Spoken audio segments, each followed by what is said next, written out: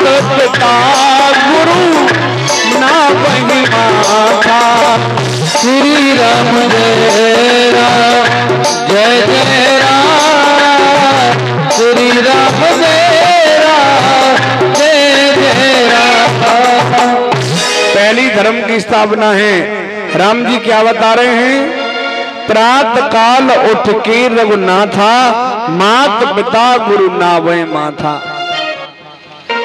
अपने माता पिता के चरणों में प्रणाम करो, आशीर्वाद लेकर के उनसे कोई काम करो, बिगड़ेगा नहीं। अब जरा ध्यान से सुनना। वैसे तो आजकल के युवा बच्चे माता पिता को प्रणाम करते ही नहीं है। और कोई ज्यादा प्रभाव डाले कि छूले चरण, तो कैसे छुएंगे पता है? घुटनों से ऊपर ही छुएंगे।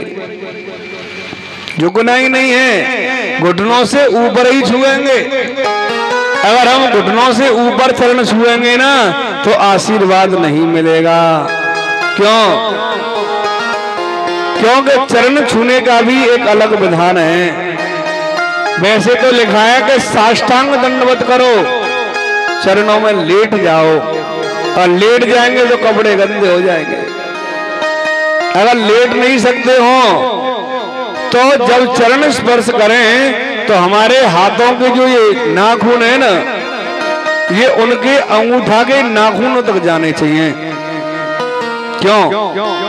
क्योंकि माता पिता गुरु तीन लोगों के चरणों में एक दिव्य शक्ति होती है। क्या होती है? दिव्य शक्ति होती है। ऐसा तुलसी बाबा कह रहे हैं। कहते हैं श्री गुरु पद नख मन गन ज्योति, सुमिरत द्याबी दृष्टि ही होती। क्या होता है? श्री गुरु माता पिता के चरणों के नाखून जो होते हैं, श्री गुरु पद नख मनगन ज्योति, उनके चरणों में एक दिव्य ज्योति होती है। जब हम पूरा हाथ नीचे की तरफ पहुंच जाएंगे चरणों की तरफ, तो हमारा मस्तक पूरा झुक जाएगा। और जब मस्तक पूरा झुक जाएगा ना तो उनके चरणों की दिव्य ज्योति हमारे मस्तिष्क पर पड़ जाएगी। अगर ऐसे करके हम प्रणाम करते हैं ना तो तुलसी बाबा कहते हैं कि सुमिरत दिव्य दृष्टि ये होती, हमारी ये दृष्टि है ना, ये दिव्य हो जाती है। इसमें कभी विकार नहीं आते। इसलिए चरण छूना है तो पूरे झुक करके छूइए, उनके नाखूनों को छूइए। किसी को सम्मान देना है तो राधे राधे राम राम करिएगा हाथ जोड़ के। पर राधे राधे राम राम कोई नहीं करता। क्या करते हैं? Hi bye. ये क्या है? ये क्या संस्कृति हमारी है? जाएंगे तो हाथ हिलाएंगे, आएंगे तो बस हाथ हिलाएंगे। इससे क्या होगा? इससे कुछ नहीं होगा। अगर राम राम करेंगे, राधे कृष्णा करेंगे तो दोनों का फल, चारों का फल हमें मिलेगा। अगर 10-20 लोगों से राम राम राधे श्याम करेंगे तो 10-20 बार तो भगवान का नाम लेगा। और हाय हाय बाय बाय करने से क्या मिलेगा? कुछ नहीं मिलेगा। करिए, पर क्या करें? राम राम करने में तो शर्म लगती है। बस इसमें कुछ करना नहीं, जा रहे हैं तो हाथ हिला दिया, बस चलो जाओ।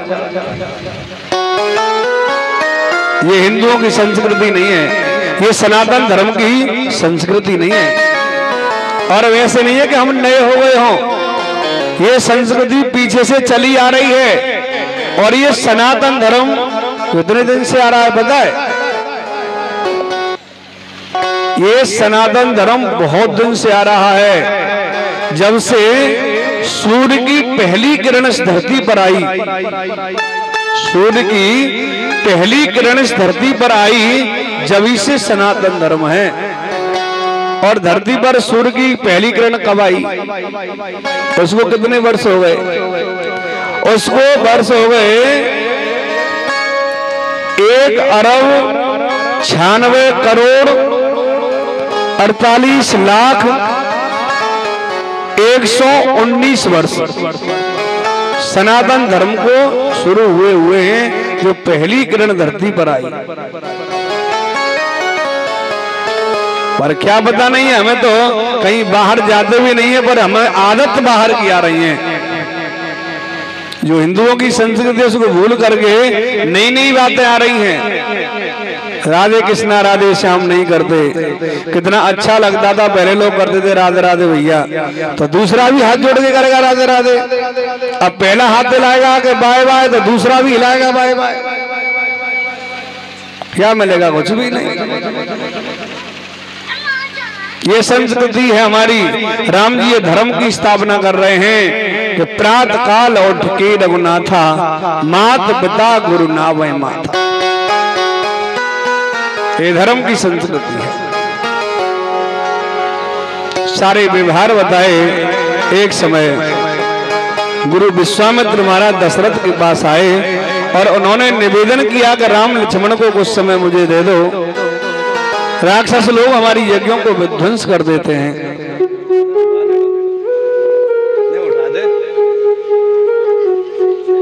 राम लक्ष्मण को लेने के लिए आए तो दशरथ जी ने मना किया, पर गुरु वशिष्ठ ने कहा कि दे दो। क्यों? क्योंकि संयोग बता रहा है इसी वर्ष में राम जी का विवाह होना है और विवाह इन्हीं के द्वारा होना है, ले जाओ। अब देखिए, अगर विवाह की कहीं बात आती है तो माता पिता को बहुत खुशी होती है। बेटा को विवाह होए तो माँ बाप खुश हो जाते हैं, पर ये नहीं पता कि बहू घर में आई हो, घर से बाहर न करे, पर खुश जरूर होंगे। बेटा का विवाह है, रहो ना, ले जाओ। राम लक्ष्मण को ले गए।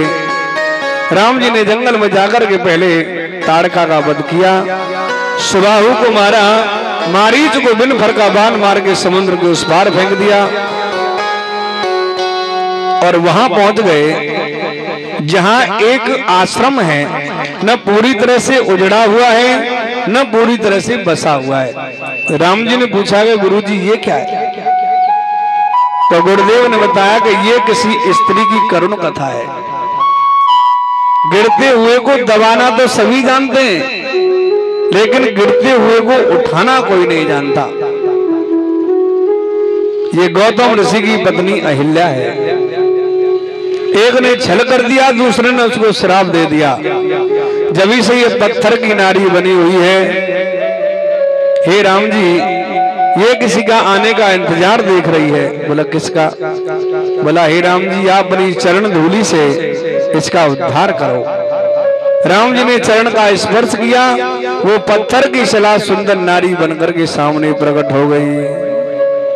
भक्तों, कभी कभी भगवान के दर पर हमें जाना पड़ता है और कभी कभी भाव ज्यादा हो जाए तो भगवान को हमारे पास आना पड़ता है। निवेदन करते हैं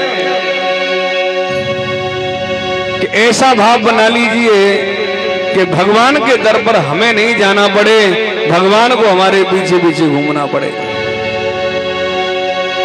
कहते हैं वो अहिल्या बड़े भागी तुम्हारे ही, तेरे घर राम पधारे हैं, तेरे घर पधारे हैं। अहिल्या बड़े भागी तुम्हारे हैं, तेरे घर राम पधारे हैं। अहिल्या बड़े भागी तुम्हारे ही, तेरे घर राम पधारे हैं, तेरे घर राम पधारे हैं, तेरे घर राम पधारे हैं।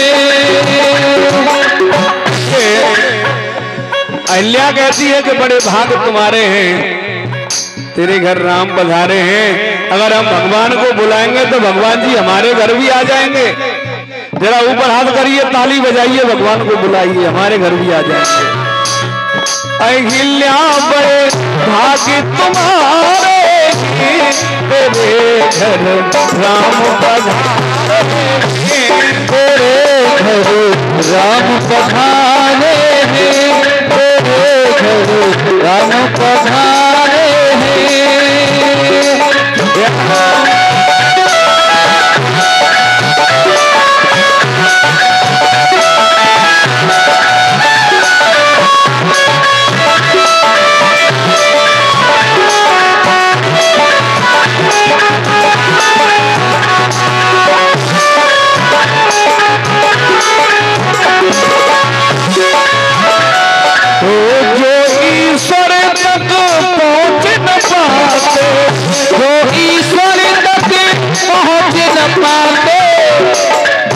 उनके घर प्रभु स्वयं चले आते, उनके घर प्रभु स्वयं चले आते। ओ श्री राम जी आए सत्य जग पालन हारे, तेरे घर राम पधारे, तेरे घर राम पधारे, तेरे घर राम पधारे हैं। जय हो।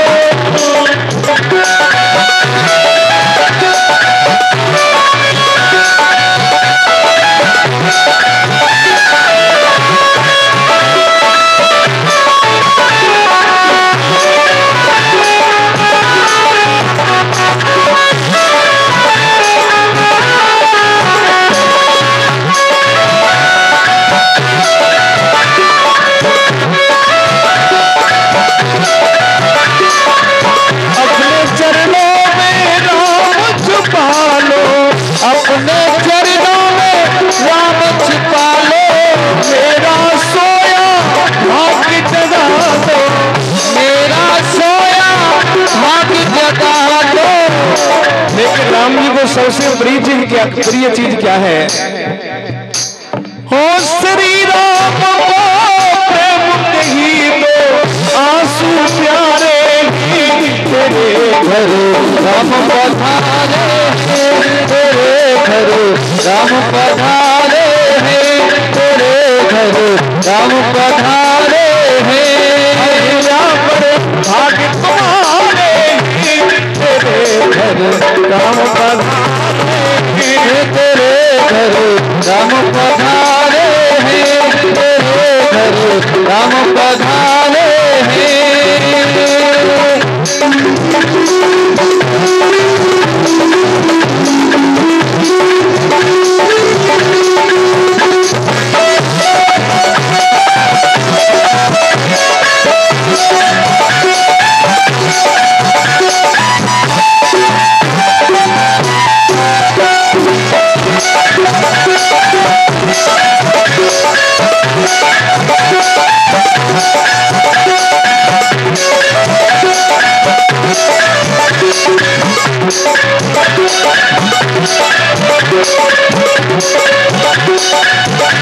राम जी ने राक्षसों का कल्याण किया और घर में जनकपुर में सीता जी का स्वयंवर होने वाला है।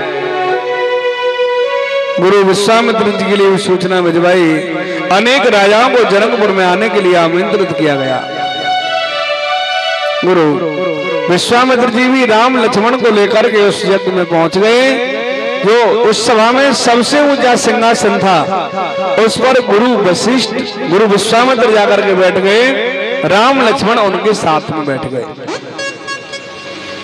राजा ने सारे राजाओं को समझाने के लिए मंत्री से कहा कि सबको बताओ कि सीता का विवाह धनुष के ऊपर निर्भर है, जो धनुष को तोड़ेगा उसके साथ में सीता जी का विवाह होगा। और भक्तों, राजा का जो मंत्री होता है ना, वो बड़ा चतुर होना चाहिए। चलिए एक दृष्टांत बताता हूं। एक राजा था और उनके यहाँ एक मंत्री था। एक समय एक पंडित जी आए और पंडित जी ने राजा से कहा कि महाराज जी गरीबी आ गई है, हम तुम्हारे यहाँ रामायण को पाठ करें। राजा ने कही तो कोई बात नहीं, करो। पर मंत्री बगीचा में चले गए और रामायण का पाठ जैसे ही खोला तो रामायण तो खोल ली, लेकिन वो रामायण को पढ़ना नहीं जानते थे। अब पढ़ना नहीं जानते तो रामायण का पाठ कैसे करें। अब एक ही बात याद आ गई, पेज पलटते जा रहे हैं और ये कह रहे हैं कि अगर राजा पाठ सुनने यहाँ आ गया तो एक ही बात बोल रहे हैं, राजा पूछेंगे तो क्या कहेंगे, राजा पूछेंगे तो क्या कहेंगे, राजा पूछेंगे तो क्या कहेंगे।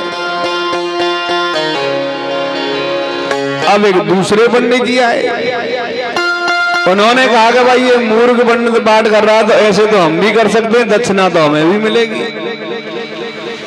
राजा के पास गया कि हम भी पाठ करेंगे। राजा ने कहा कमी थोड़ी नहीं कुछ, तुम भी करो। लेकिन वो भी रामायण लेकर के पहुंच गए और वो उन्होंने रामायण खोल ली, पर संयोगवश पढ़ना वो भी नहीं जानते थे। अब कहते हैं कि पहले पंडित जी बोल रहे हैं राजा पूछेंगे तो क्या कहेंगे, दूसरे पंडित जी कहते हैं कि राजा अगर सुनवे आएगा तो जागी पिटाई होगी तो मेरी होगी। अब दूसरे पंडित जी ने पेज पलटना शुरू किया और बोलवे लगे, तेरी गति सो मेरी गति, तेरी गति होगी सो मेरी हो जाएगी। पर भक्तों वहां एक तीसरे पंडित जी और आए, उन्होंने कही कि हम पाठ करेंगे, राजा ने कही तुम करो, पर वो रामायण को पढ़ना नहीं जानते थे। अब दो पंडित जी की बात सुनी तीसरे पंडित जी ने कि पहले वाला बोल रहा है कि राजा पूछेंगे तो क्या कहेंगे, दूसरे वाला बोल रहा है तेरी गति सो मेरी गति, पर जो तीसरे वाला था वो बोलने लगा मैं क्या बोलूं। रामायण खोली, पेज पलटने लगा और कहता है सवन की गति होगी जो मेरी है जावेगी। पर दोनों पंडितों को संकेत कर रहा है कि ऐसा उल्टा सीधा पाठ कर रहे हो, ऐसे कब तक निभेगी, ऐसे कब तक निभेगी। बोलने लगा और पाठ करने लगा, पेज पलट रहा है। पर एक चौथे पंडित जी और आए, उन्होंने कही कि हम पाठ करेंगे। महाराज जी बोलो तुम करो। संयोग बस वो भी पढ़ना नहीं जानते थे। तीन पंडित जी ने की बात सुनी, चौथे पंडित जी ने, पहले वाला कहता है कि राजा पूछेंगे तो क्या कहेंगे, दूसरा कहता है तेरी गति सो मेरी गति, तीसरे वाला बोल रहा है कि ऐसे कब तक निभेगी। चौथे वाले ने रामायण खोली और वो पढ़वे लगो कि जब तक निभेगी तभी तक सही, पिटना तो सब नहीं है ही है। वो पढ़वे रखो रामायण ऐसे। पर राजा ने अपने मंत्री से कहा कि भैया चार चार पंडित जी रामायण को पाठ कर रहे हैं, नहीं सुन के तो हमें। मंत्री राजा को लेकर के पहुंच गया। अब जैसे ही पहले वाले पंडित जी ने देखा कि राजा आ रहे हैं तो वाले आंखें तो कर नहीं बंद, बस भाव में आंख बंद करके पेज पढ़ते जा रहे हैं। राजा पूछेंगे तो क्या कहेंगे, राजा पूछेंगे तो क्या कहेंगे। एक बार बोल देता, एक पेज पढ़ देता, राजा पूछेंगे तो क्या कहेंगे, राजा पूछेंगे तो क्या कहेंगे। राजा ने कही भैया मंत्री जी रामायण हमारी समझ में ना आ रही, जी रामायण को पाठ कहाँ चल रहा है। अब मंत्री ने सोचा अगर मैंने राजा को ये बता दिया कि पंडित जी बिना पढ़े लिखे हैं तो राजा ब्राह्मण का अपमान कर देगा और ब्राह्मण का अपमान ठीक नहीं होता। अब देखिए मंत्री अपनी बात से राजा को बता रहा है कि महाराज जी इन पंडित जी को पाठ है ना अयोध्या कांड में चल रहे हो, अयोध्या कांड में। पर अयोध्या कांड की कथा तो बताओ कि महाराज जी उस समय की कथा है जब भगवान श्री राम को 14 वर्ष का वनवास लग गया तो राजा दशरथ ने मंत्री सुमंत से कहा था कि 14 वर्ष की बजाय 14 दिन जंगल में घुमा के राम जी को वापस ले आना। जब राम जी नहीं लौटे तो मंत्री सुमंत भाव विभोर हो गए। बस एक ही बार रट रहे हैं कि राजा जाकर के पूछेंगे तो उनसे जाकर के क्या कहूंगा। भाई वाह, इतना अच्छा पाठ।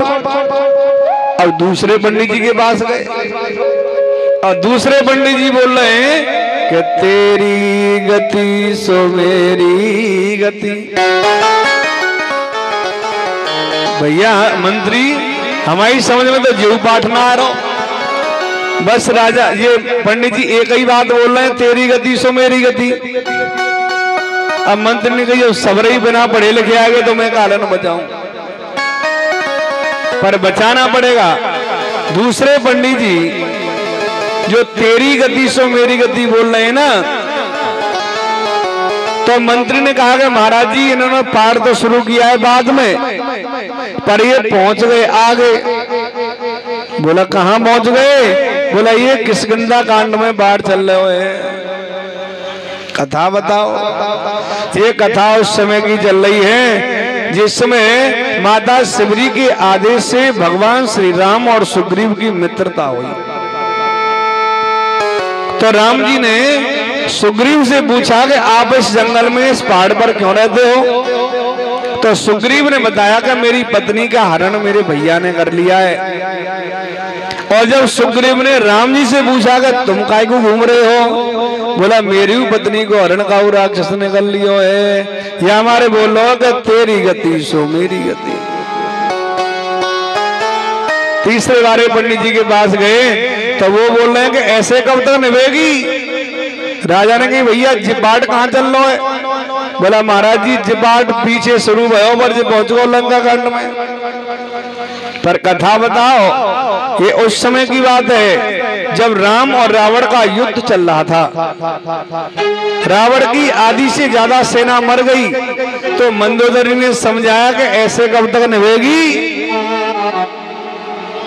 और चौथे पंडित जी के पास गए तो कहते हैं कि जब तक निभेगी तभी तक सही। भैया जिपाट बोला जीव लंका कांड में पहुंच गए।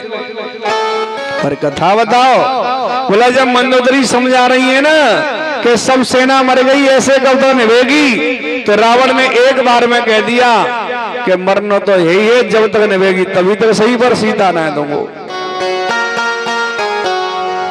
चारों पंडितों को अपमान होने से बचा लिया। मंत्री ने कहा कि जो भी धनुष को तोड़ेगा उसके साथ में सीता जी का विवाह होगा। राजाओं ने बहुत जोर लगाया वह धनुष को तोड़ना, चाप चढ़ाना तो दूर रहा, एक क्षण भर हिला नहीं सके। सारे राजा निराश होकर के बैठ गए। राजा जनक को थोड़ा सा क्रोध आया और उन्होंने कहा कि मैंने तो ये शुल्क इसलिए रखा था कि बल की परीक्षा हो जाएगी, पर मुझे क्या पता है कि ये धरती वीरों से खाली हो गई। क्रोध में राजा जनक कूद पड़े और कहते हैं अब जन को माखे भटमानी वीर विहीन मही में जानी। श्री राम तेरा जय जय राम, श्री राम तेरा जय जय राम। अब जन को माखे भटमानी वीर विहीन मही में जानी। श्री राम जय राम जय जय राम, श्री राम जय राम जय जय राम।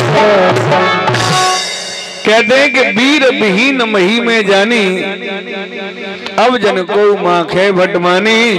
मुझे मालूम पड़ गया कि पृथ्वी वीरों से खाली हो गई। और राजाओं से ताहना दे रहे हैं, अब कायगू बैठे मुंह लटकाए। तजहू आस निज निज गृह जाऊ, लिखा न बेदेबे देहि विवाऊ। श्री राम जय जय राम, श्री राम जय राम जय जय राम। कहते हैं कि तजऊ आस निज निज गृह जाओ, लिखा न विद वैदेहि विवाहो। अब मुझे मालूम पड़ गया कि विधि ब्रह्मा ने सीता का विवाह लिखा ही नहीं। इतनी बात सुनी ना तो ऊंचे मंच से लक्ष्मण जी कूद पड़े। और कहा कि हे राजा जनक सुन, जिस सभा में एक रघुवंशी वीर बैठा हो उस सभा में ऐसी बात करते हुए शोभा नहीं देता।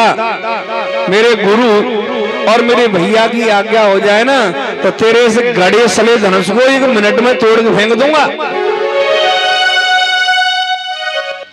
अब गुरु विश्वामित्र ने सोची कि ऐसा न हो कि राम तो बड़े धनुष से जी या तोड़े, फिर राम जी रह जाए, क्योंकि छोटे भैया का ब्याह है जावे तो फिर बड़े भैया का ब्याह ना हो तो छिक जावे। हाँ, छिको तो फिर ब्याह नहीं होगा। ये हमारे गुरुजी ने कही बेटा तू बैठ जा, 13 नंबर ना है, बैठा दिया। और समय को शुभ जान करके राम जी को गुरुजी ने आदेश किया, उठऊं राम भन जो भव चापा, मेटहु तात जनक परतापा। हे राम जी उठो और इस जनक के संदेह को मिटाओ। गुरु में प्रणाम मनई मन कीना, अत लवाए उठाए धनुलीना। राम जी धनुष के पास में गए और गुरुजी को प्रणाम किया और देखते देखते जैसे मस्ताना हाथी कमल की डंडी को उठा लेता है ऐसे ही राम जी ने धनुष को उठा लिया। और क्या किया, सारे राजा देख रहे थे, लेत चढ़ावत खींचत ताड़े, लेत चढ़ावत खींचत ताड़े, बाहुन रखा देख सब भारे, बाहुन रखा देख सब भारे। लेत चढ़ावत खींचत काड़े, काहुन लखा देख सब ठाड़े। राम जी ने धनुष को उठाया और तोड़ करके धरती पर गिर दिया।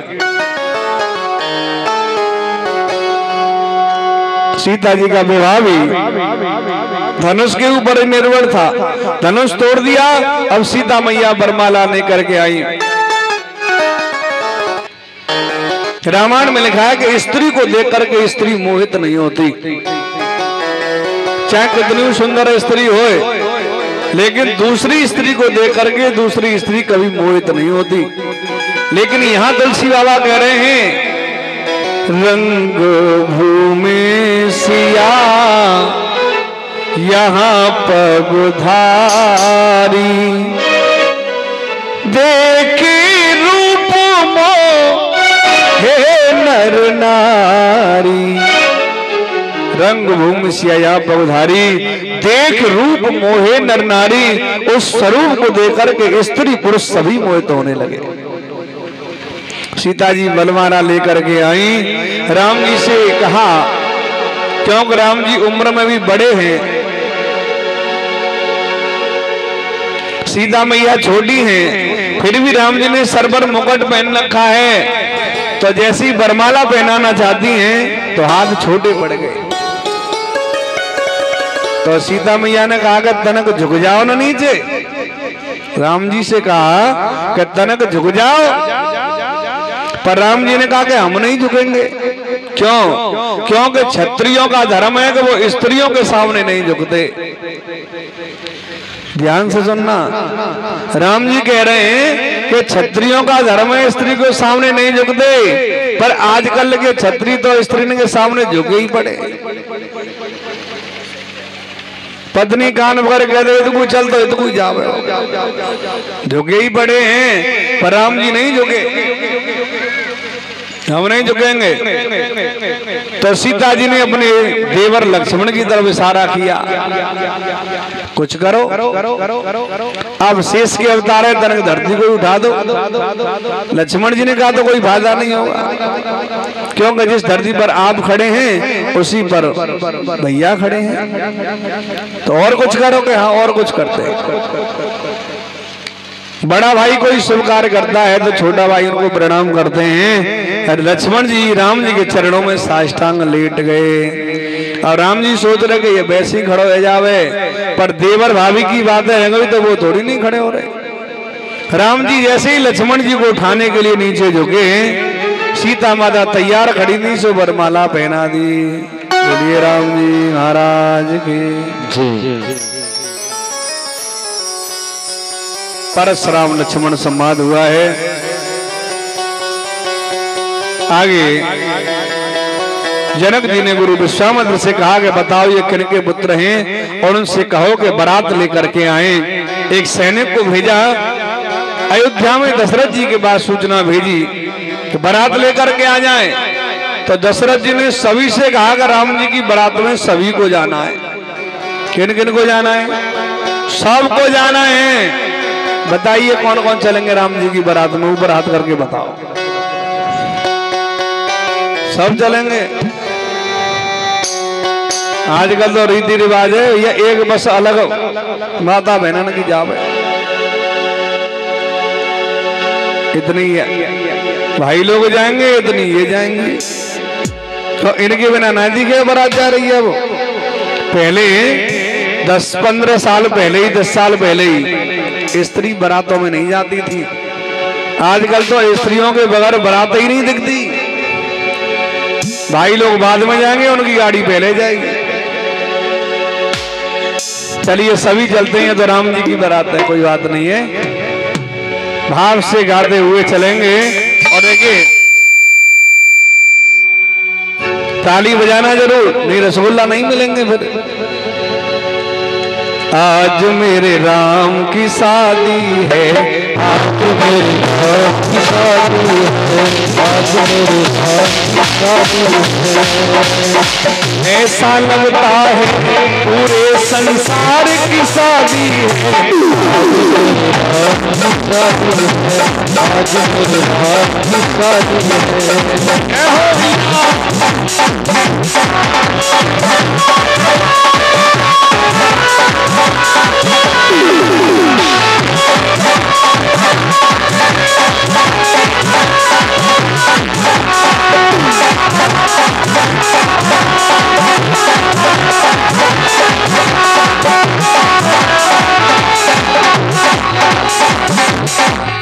ऐसे बारात में जाएंगे ना तो रसगुल्ला नहीं कहा चलिए, कोई समोसा ना खवावे को तुम्हें।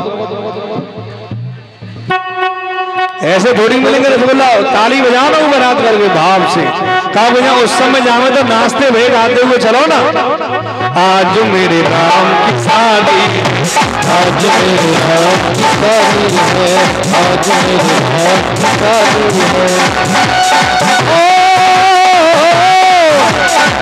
ऐसा लगता है सारे संसार की शादी है,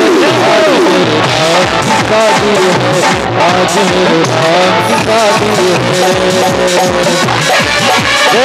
शादी है। खूबसूरत कितना सुंदर मूरत है,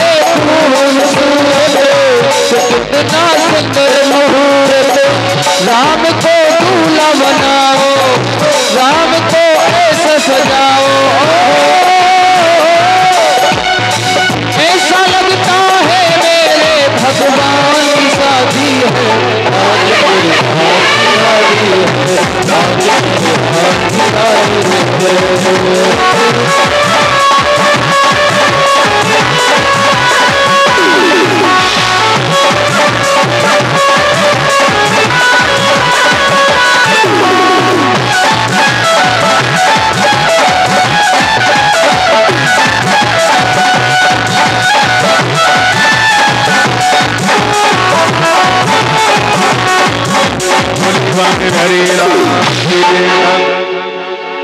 बारात जनकपुर में पहुंच गई और राम जी जनमाष्टमी में आ रहे हैं। शांति बनाएंगे 1 मिनट में। राम जी जन्माष्टमी में आ रहे हैं महलों से। और जब राम जी आ रहे थे ना तो जनकपुर की माताएं उनसे मजाक कर रही थी। ससुराल में जाते हैं तो मजाक तो करते हैं सब। तो माताओं ने कहा कि देखो कैसे चल रहे हैं, पूछा कैसे चल रहे हैं? ऐसे चल रहे हैं क्योंकि उनको बताया जाता है कि धीरे धीरे चलना, भागना मत। जब धीरे धीरे राम जी चल रहे हैं ना, तो माता बहना कह रही है कि ऐसे चल रहे हैं जैसे बूढ़ा बर्दना चले कोलू में, धीरे धीरे।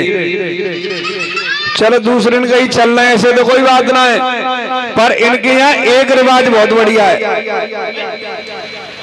बोला कौन सी रिवाज? कि अगर काऊ के यहाँ बालक नहीं है रहे हों तो पत्नी एक कटोरा खीर खवा दे, सोई बालक है जामे चार चार।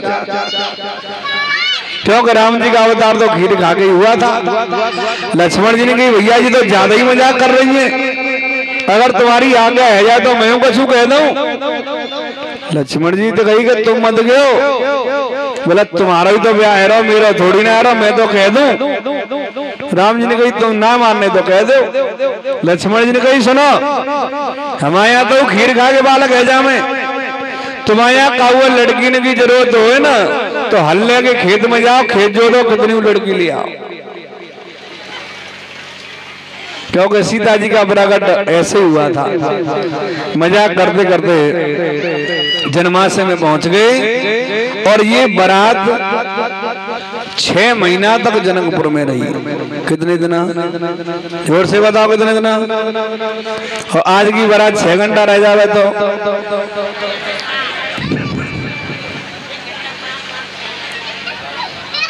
आज की बारात 6 घंटे रह गई ना तो ब्याह नहीं होगा फिर। आज की बारात तो ऐसी है कि जाओ खाओ और जल्दी आ जाओ। आज की बारात 6 महीना नहीं रुकेगी। पहले हम छोटे छोटे से थे, 3 दिन बारात रहती थी, पर अब तो जाओ खाओ जल्दी जाओ, नहीं तो उपद्रव कर देंगे। फिर वो राम की शादी नहीं बताएंगे, फिर तो पी के यार की शादी बताएंगे।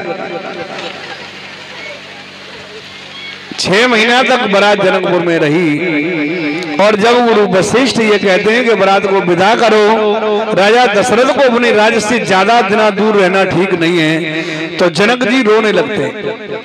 नहीं और रहो, पर कितने दिन रहो, एक दिन बारात को विदा तो करना ही पड़ेगा। क्योंकि इन्होंने अपनी पुत्रियों को बड़े लाड़ प्यार से पाला। सभी बनी पुत्रियों को लाड़ प्यार से ही पालते हैं, पर भक्तों जब बेटियों की विदाई की बात आती है ना तो अच्छे अच्छे जो दिल होते हैं ना वो भी दहल जाते हैं। क्योंकि पार पनास के बड़ा कोई और करता है और उनको लेकर के कोई और चला जाता है। बेटियों को लगता है शादी के बाद कभी ये घर हमारा नहीं रहा। बेटियों को जबरदस्ती ही विदा किया जाता है। डोली सजवाई गई, सीता मैया अपनी मैया के गले से लिपट गई कि हे मैया, इस तरीके से जबरदस्ती धक्का देकर के हम लोगों को क्यों निकाला जा रहा है? ये प्रारब्ध है। किसी की बेटी हमारे यहाँ आती है और हमारी बेटी किसी और के यहाँ जाती है, ये संयोग है। रोने लगे। मैं गुड़िया तेरे आंगन की, मैं गुड़िया तेरे आंगन की, मैं गुड़िया तेरे आंगन की, मैं गुड़िया तेरे आंगन की, मैं गुड़िया बैठी चली में डोली, बैठी चली में डोली साजन की, मैं गुड़िया तेरे आंगन की, मैं गुड़िया तेरे आंगन की, मैं गुड़िया।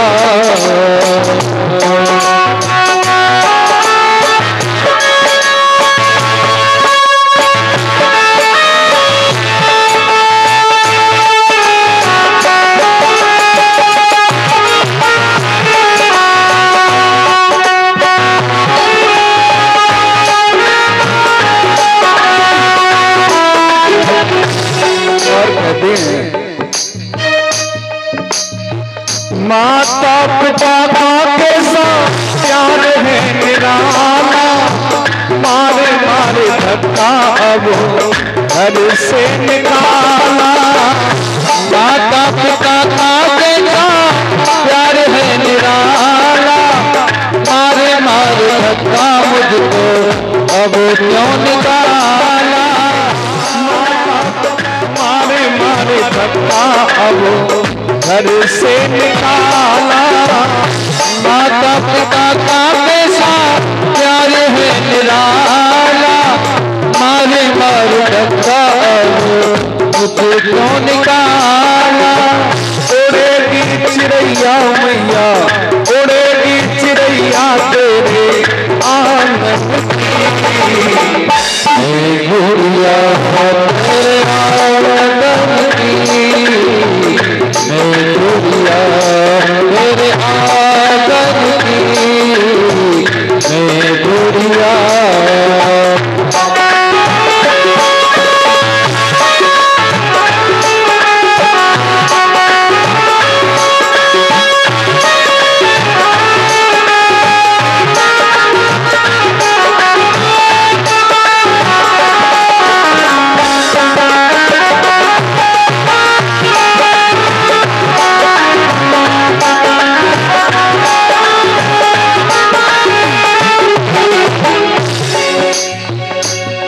निवेदन करती हैं, ओ मेरी माँ तू क्यों रोती है, बेटी पराया धन होती है। ओ मेरी माँ तू क्यों रोती है, बेटी पराया धन होती है। ओ मेरी माँ तू क्यों बेटी पराया धन होती है।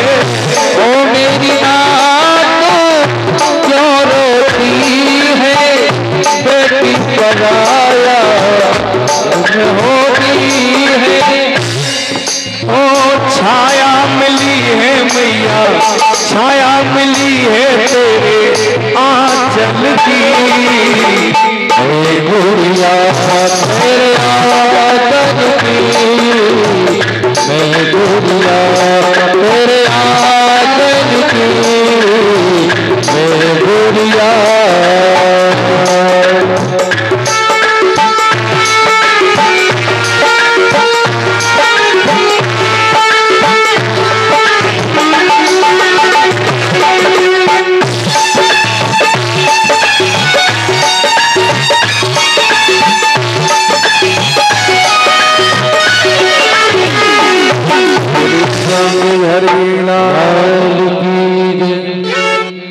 जय श्री राधे, जय जय श्री राधे, जय जय श्री राधे। बारात विदा होकर के अवध में आई। भागवत जी में राम कथा ज्यादा नहीं है, केवल सूर्य वंश का वर्णन किया जाता है। आनंद के लिए हम लोग थोड़ा सा इसको आगे बढ़ाते हैं। अब परीक्षित महाराज प्रश्न करते हैं कि उस वंश की कथा सुनाओ जिसमें भगवान श्री कृष्ण का जन्म हुआ। इस वंश में नारायण की नाभि से कमल उत्पन्न हुआ, कमल से ब्रह्मा जी के बुद्ध के पुरूरवा के नहुष महाराज हुए। नहुष महाराज के यहाँ 6 पुत्र थे। इसी वंश में आगे चल करके आहुक महाराज हुए। आहुक महाराज के 2 पुत्र थे जिनका नाम उग्रसेन और देवक था। उग्रसेन महाराज के यहाँ 9 पुत्र थे। इनमें सबसे बड़े पुत्र का नाम कंस था। कंस अत्याचार करता है और अपने पिता को दंडित करता है। जब रोकते हैं तो पिता को सताने लगा और एक दिन तो उसने पिता का मुकुट अपने सर पर रख लिया और स्वयं राजा बन बैठा। पिता रोकते थे, इसलिए सैनिकों से कहा कि सुनो, ये पिताजी है ना बुड्ढे हमारे, इनकी बुद्धि खराब हो गई ना, जेल में डलवाओ। उग्रसेन महाराज को जेल में डलवा दिया। जो उनके समर्थक थे सभी को जेल में बंद करवा दिया और स्वयं राजा बन बैठा। इसकी एक चचेरी बहन थी जिसका नाम देवकी था। इसको ये बहुत प्रेम करता था। विवाह के योग्य हो गई तो वसुदेव जी के लिए इनका सिक्का बजवा दिया। बारात लेकर के आए, विवाह किया, पर इतना प्रेम करता है देवकी से कि कहता है कि इसकी ससुराल तक में अपने रथ में बिठा के विदा करके आऊंगा। जैसे ही रथ नगर से दूर निकला, आकाशवाणी हुई, अष्टमो गर्वो नोदितो दुहम कंस चारूढ़ मर्दनम। आकाशवाणी हुई, अरे कंस, जिस बहन को तू इतना प्रेम करता है इसी का 8वां बालक तेरा काल होगा। बहन को पकड़ के केस पकड़ के नीचे खींच लिया, इसी का बालक जब मेरा काल होगा तो मैं इस बहन को ही मार देता हूँ। मारने के लिए तैयार हुआ तो वसुदेव जी ने हाथ जोड़ के निवेदन किया कि मारो मत, मैं आपको वचन देता हूं कि जब तक इसके गर्भ से 8 बच्चे होंगे प्रत्येक बच्चे को मैं आपको देता जाऊंगा। कंस ने कहा तो मेरी जेल में रहना पड़ेगा। स्वीकार है, जेल में डलवा दिया। पहला पुत्र हुआ। वसुदेव जी वादा के मुताबिक लेकर के गए तो कंस ने देखा कि ये मांस का लोथड़ाई मेरा काल थोड़ी नहीं है, ले जाओ पालन करो। पर देवताओं ने देखा कि कंस जैसे हृदय में अगर इतनी दया आ गई तो भगवान का अवतार नहीं होगा। नारद जी को भेजा, 8 पंथी का गोलाकार में फूल बनाया, बोला यहाँ से गिनेंगे तो ये 8 होता है और इधर से गिनेंगे तो पहले वाला 8 होता है। देवताओं की गति है ना, गोल है गोल, पता नहीं कौन सी जगह पर 8 आ जाए। कंस ने कहा तो क्या मुझे सारे बच्चे मानने पड़ेंगे? बोला ये नहीं हम कहते।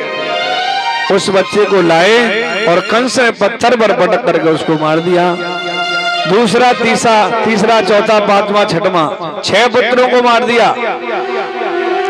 देवकी जी ने 7वां गर्भ धारण किया। भगवान ने अपनी योग माया को आदेश दिया कि इस गर्भ को यहाँ से खींच करके वसुदेव जी की बड़ी पत्नी रोहिणी के गर्भ में स्थापित कर दो।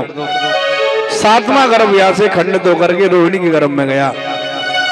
अब 8वें भगवान श्री कृष्ण अवतार लेने वाले हैं। सारे नगर निवासी साधु संत महात्मा जो जेल में पड़े थे सभी भगवान को बुला रहे हैं कि हे भगवान जी आप अवतार लेकर के आइए। देवकी कहती हैं, ओ पिया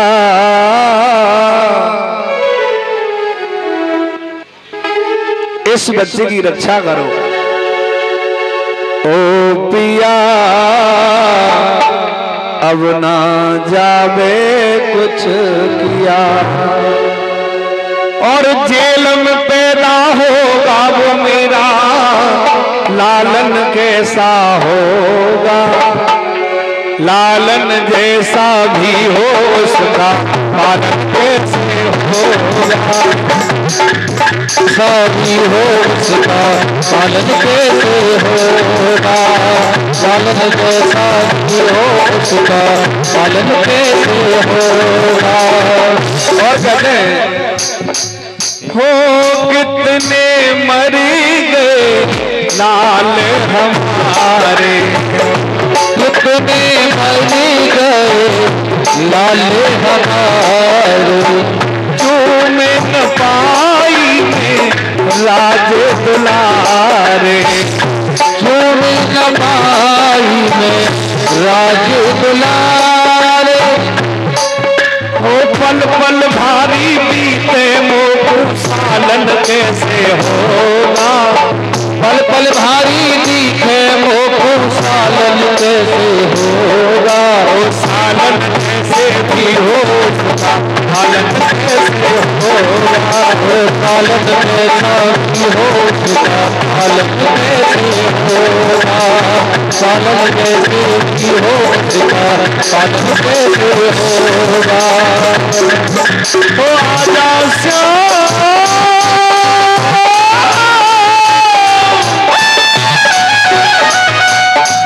आजा श्याम आजा श्याम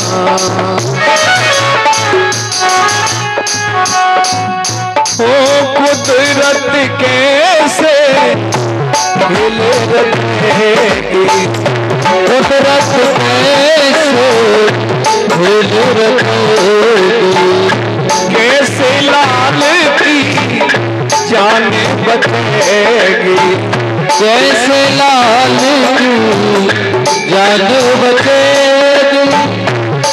ओ कंस के अत्याचारों का पुरखालन कैसे होगा, कंस के अत्याचारों का पुरखालन कैसे होगा, पालन कैसे भी हो सका, पालन कैसे होगा, पालन कैसे भी हो सका, पालन कैसे होगा, पालन कैसे भी हो सका, पालन कैसे होगा, पालन कैसे भी हो सका, पालन कैसे होगा।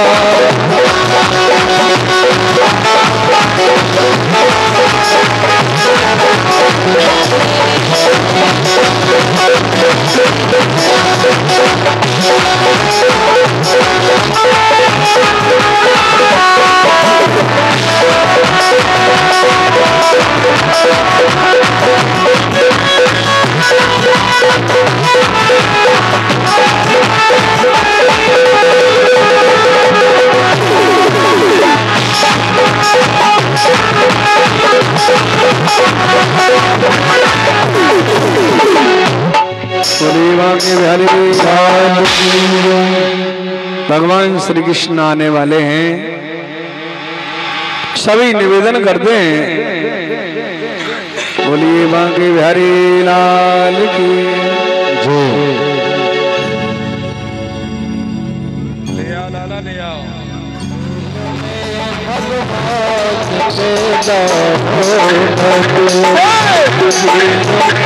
भगवान पैदा हो गए, दिलों में भगवान पैदा हो गए, ओ जितने पहरे सारे हैं सब सो गए, जितने पहरे दारी थे सब सो गए, दिल में भगवान पैदा हो गए, दिल में भगवान पैदा हो गए।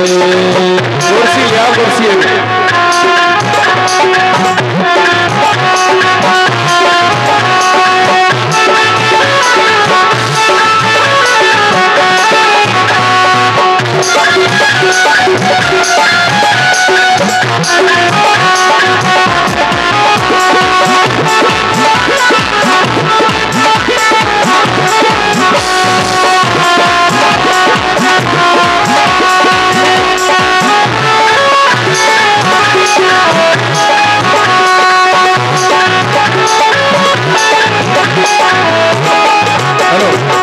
उसके मत लगाना, यहाँ रख दो, बच्चा छोटा।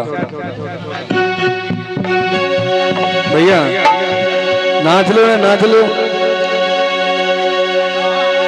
जेल में भगवान जेल में भगवान पैदा हो गए, जितने पहरे सारे थे सब सो गए, जितने पहरे दारी थे सब सो गए, जेल में भगवान पैदा हो गए।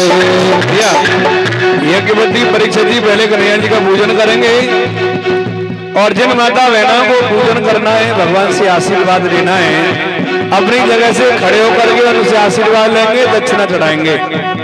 बता दो भगवान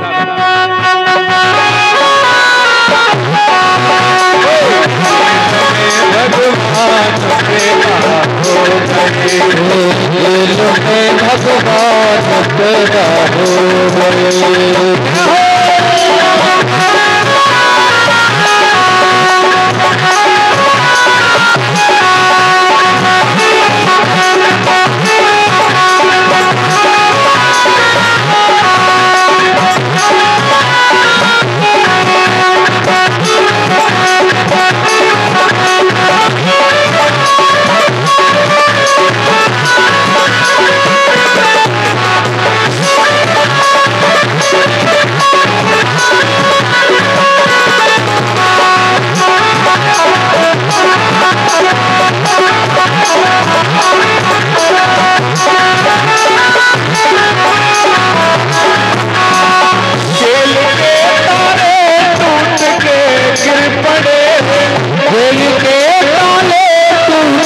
गिर पड़े, खेल के ताले टूट के गिर पड़े, खेल के ताले टूट के गिर पड़े।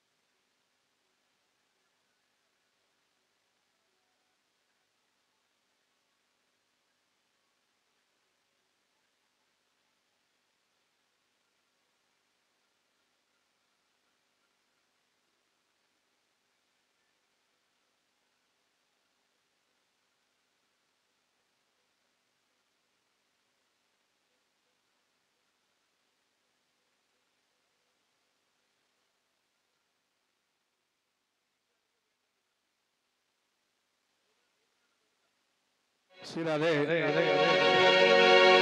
अरे तो ये चंद्र खिलौना लाए दूंगी रेने क्यों मैया, मैया के फूल आला रेने क्यों मैया, मैया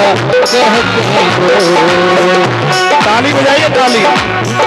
तो ये चंद्र खिलौना लाए दूंगी, चंद्र खिलौना लाए दूंगी रेने क्यों मैया या मैया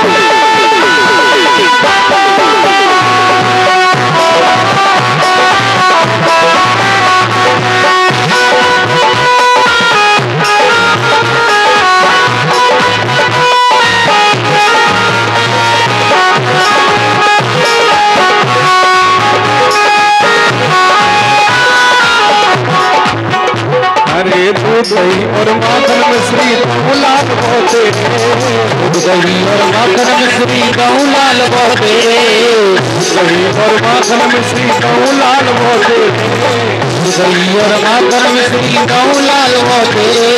हंस के लाला बोल सुना दे के मैया मैया मैया मैया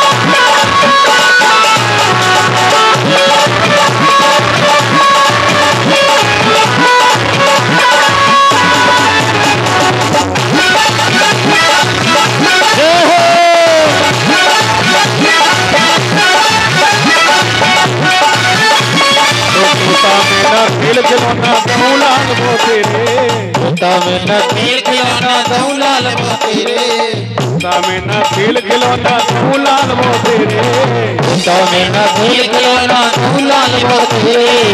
के लाला बोल सुना दे कैसे लक्षण तेरे, मैया मैया कह के मोर लाला रे नहीं तो मैया मैया कह के मोर।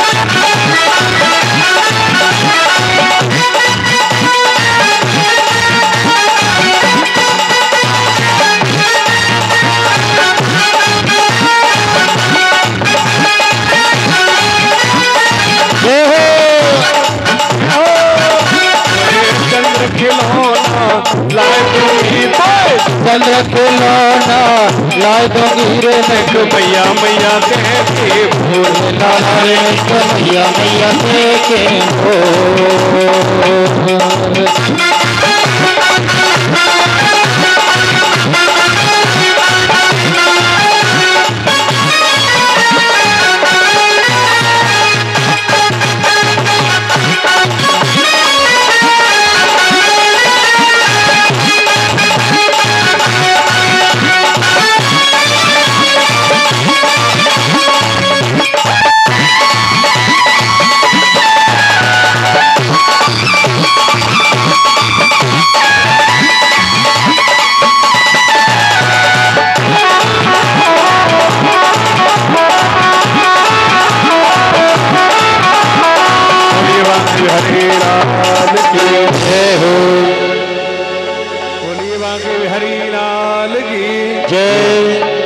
शांति बनाएंगे। भगवान कन्हैया का जेल मथुरा, जन्म मथुरा की जेलों में हुआ, उनको गोकुल पहुंचा दिया गया। अब देखिए उत्सव गोकुल में मनाएंगे। देखिए सुन लो ध्यान से बात मेरी। नंद उत्सव मनाएंगे, जिन पे नाच वो आवे, सुन लो माता बहना ध्यान से, जिन पर नाच वो आवे वो जरूर नाचना, और ना नाच वो आवे ना तो ताली बजाना जरूर बजाना, लगना चाहिए कि नंद उत्सव हो रहा है, ठीक है। और जिन पे नाच वो आवे ना वो जरूर नाचियो, उनने सबने पने पने पड़ोसी ने की सौगंध है, न नाच बाबा कोई बात ना। यशोदा जायो लेना ने यमुना में सुने आई, यशोदा जायो लेना यमुना में सुने आई, यमुना में सुने आई, मैं तो यमुना में सुने आई, यमुना में सुने आई, मैं तो यमुना में सुने आई। यशोदा जायो लेना यमुना में सुने आई, यशोदा जायो लेना यमुना में सुने आई।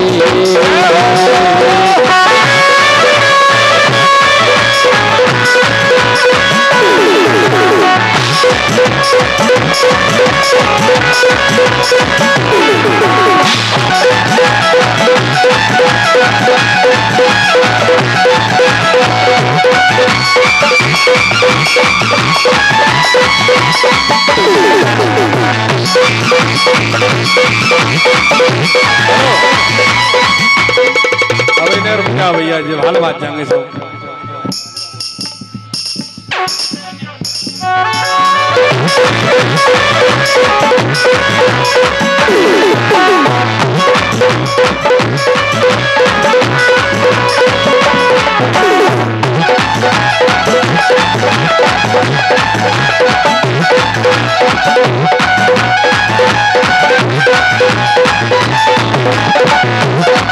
अरे काय को अपनो काए कौरव मनोर पालनो